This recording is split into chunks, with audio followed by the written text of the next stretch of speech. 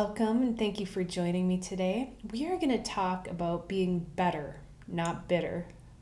So, I taught some yoga classes this morning and I was on the way home driving down the road, and there's a church right down the road from me here. And they have one of those electronic billboards, and it said, "Be better, not bitter." And I thought, oh, that's the perfect topic for today's video. So we're going to talk about choosing better for ourselves. So ask yourself, where have you felt bitter, irritated, resentful, annoyed, frustrated? Any of those kinds of emotions are always a sign that there's something for us to adjust.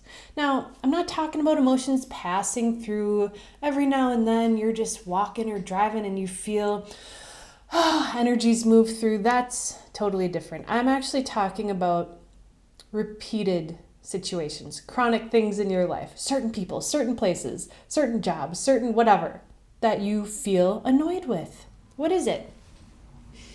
Now, sometimes these are things we are choosing for ourselves. And a lot of times in this world with other beautiful, lovely creators, it's other people. You know, we are all that same divine self. Every human is divine at the core. We are all that. We all come from that same essence. But let's not deny that people have egos and act sometimes pushy.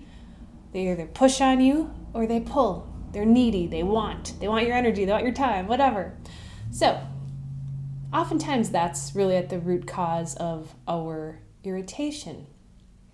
Now, if it's within yourself and it means it's all up in your mind, you're getting frustrated because you're thinking, maybe a change of perspective is in order. And if it's with your own habits, you're feeling kind of frustrated because you're watching the news, maybe turn it off and go do something else. Those are easy fixes, okay? A lot of times it's more complicated and it takes a lot more effort when it deals with other people. So, with other people, where are you feeling it? And can you choose better for yourself? And choosing better for ourselves really boils down to honoring yourself, being true to yourself, putting yourself first. And somewhere in this world, we were taught that is unkind. Being kind to yourself is unkind to others. And it's kind of backwards, isn't it? Because if you're not feeling good in yourself, if you're not happy about what you're doing and why you're doing it, you're not going to have great energy to be around anyway. So we start with ourselves, being true to yourself. So a lot of times this can mean being blatantly honest with others, being very direct, expressing what you want, how you feel. Can you do that? Can you tell everybody who's close in your life or whatever? We'll say again, this relates to chronic things or regular things. So whether it's your boss at work or your roommate or a friend or a partner, whatever, can you just really, really tell them, here's how I feel. Here's what I would like to see. Here's what works for me. Boom. And sometimes we don't do that because of our own aspects, our own fears, our own desire to hide or to do whatever. And so it's a process, and this has been something I've been, we'll say, evolving through for years and years and years and years and years. So it doesn't all happen at once, but it's always good to do a check and see if this relates anywhere within your life. So, this is very prevalent for those of us who've raised children, dealing with other people. It's like, how much time and energy have you given to the outside world, to your children, to friends, to family, to work, whatever? It's very common to feel then like you just don't want to give your time and energy away to anyone, especially when you're on this path of self-realization, of awakening, of aligning with your true self, because it takes a lot of personal time, a lot of time, whether you're journaling, talking to yourself, reading books, watching videos, doing programs. It takes a lot of time to get to know yourself and who you really are and what you really want, instead of all the old habits you were doing. And so for a lot of us, it was taught that the way to be a good person is to do for others first, to say yes, to always be available. And how ingrained is that in our family and our communities? Friends, what are friends? Like, I'll always be there for any time, call me anytime, I'm always available. Well, I'm not always available. If there's an emergency, I used to say, call 911, literally, like, if there's an emergency, call 911.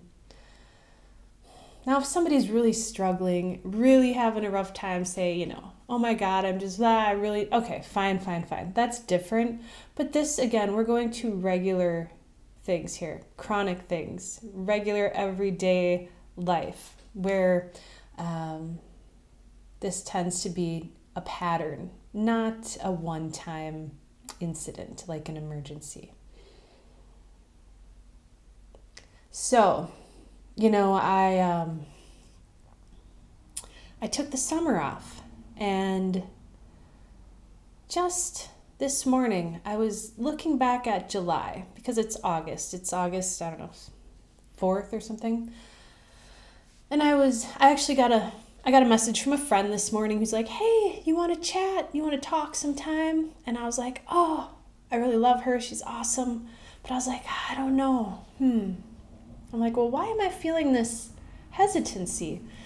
And then I kind of looked back over July, and I told at least 5 people in July, hey, I'm taking the month off for integration. I have a lot to integrate, and I'm starting my new programs. I'm getting back to work, and I need to bring that information in. And I had a lot of work to do, internal and external. And so I told at least 5 people in July, I'm taking the month off. Sorry, I'm not available for socializing. I did some private sessions, for work, but just for chit chat, let's talk.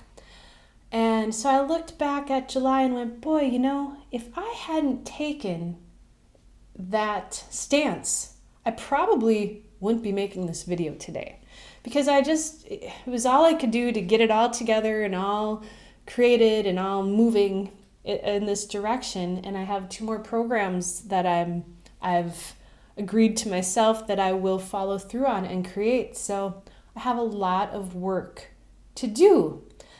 And it's funny, because my old pattern, my old habit, back corporate days, was any happy hour, I'm there. Socialize, party, have fun with friends. Screw work, I'll leave early. Let's go do that instead, right? So that's one of my old aspects, emotional constructs.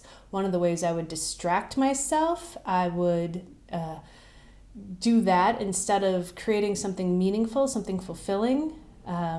So that, for me, was choosing better. And so when I looked back and I said, you know what, I need to do this for August too. And why? Because I'm passionate about what I'm doing and creating, and I know I have these old, I'm going to call them adolescent, like we'll call them childhood and adolescent kind of patterns of screwing off, feeling like you're getting away with something, like, ooh, I'd rather do this instead. And that's fine. That's great. You watching this might be the opposite. You might have been the person who never went and had fun and always had their head down working. And your breaking old patterns might be to say yes, to go talk to somebody, to go out, to go do something fun, go to a concert, whatever. So we choose for ourselves. Now, if I had said yes to everyone that wanted to chat just for the sake of chatting, I either wouldn't have got my work done, or I would have gotten it done and I probably would have been overwhelmed, frustrated, irritated, and kind of bitter, right? So Notice those patterns. Where does it come from? After working a full-time corporate job and raising children, for many, many years, when the phone would ring, I would be irritated when people would call me. I didn't want to talk to anyone. And you know what's funny about that? I judged myself. I felt guilty. I felt bad. Oh, I shouldn't feel like that. I really like that person.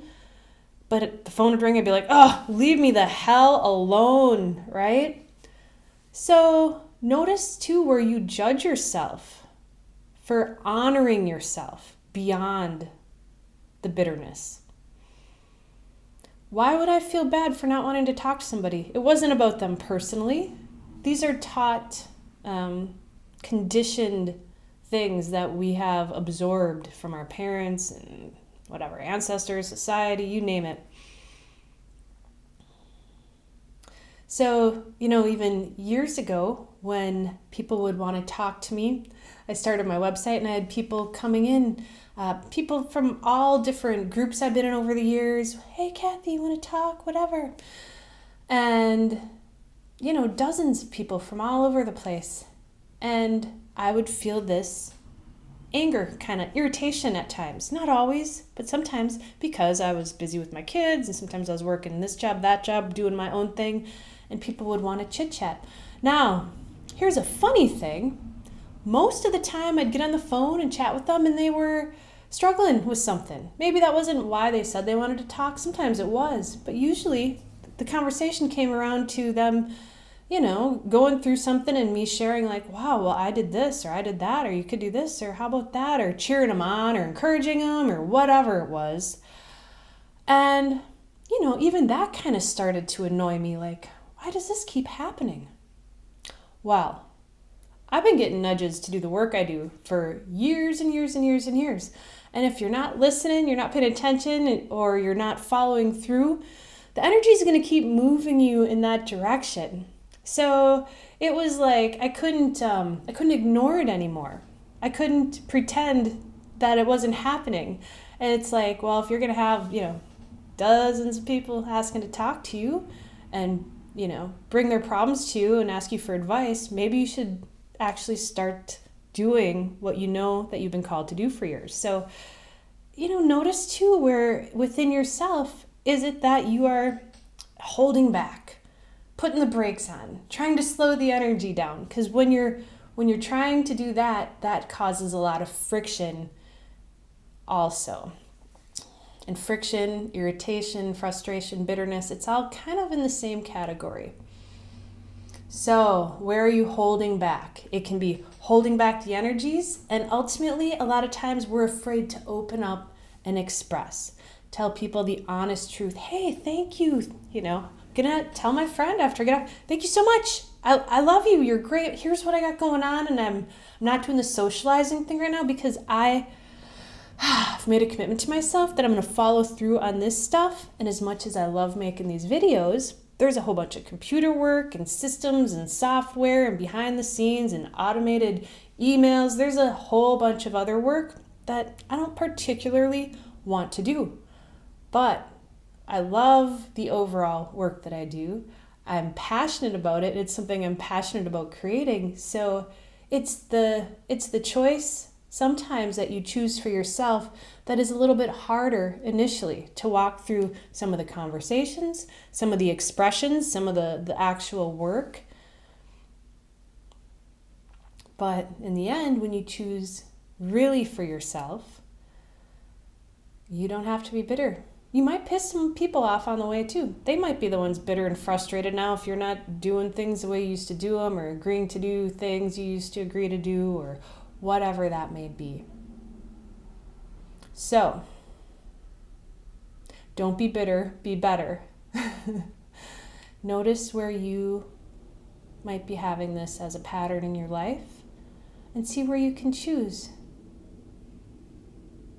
It's always an option, and it's often not an easy one. The more we learn to be true to ourselves, there's no reason to be bitter, resentful, or anything like that. But it typically does require the tough choice of really stepping up, speaking up for yourself, making choices, following through, taking actions that are all about you. And when you are all about you, you become really full within yourself, and now you're an example for others.